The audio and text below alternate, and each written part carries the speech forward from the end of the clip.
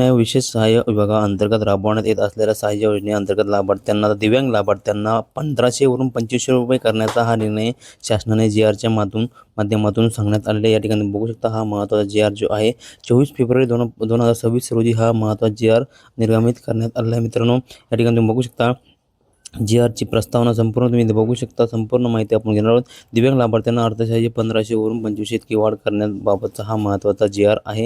या संदर्भात शासन निर्णय काय सांगतो बघा मित्रांनो. दिव्यांग व्यक्तीचे शैक्षणिक, आर्थिक, सामाजिक पुनर्वसन सक्षमीकरण करून व स्वावलंबी बनवणे किंवा समाजाच्या मुख्य प्रवाहात आणणे शासनाचे मुख्य उद्दिष्ट असल्याचे शासनाने दिव्यांग व्यक्तींच्या हक्कासाठी नवीन दिव्यांग कल्याणकारी मंडळाअंतर्गत मंत्रालयीन प्रशासकीय विभाग सुरू केलेला आहे.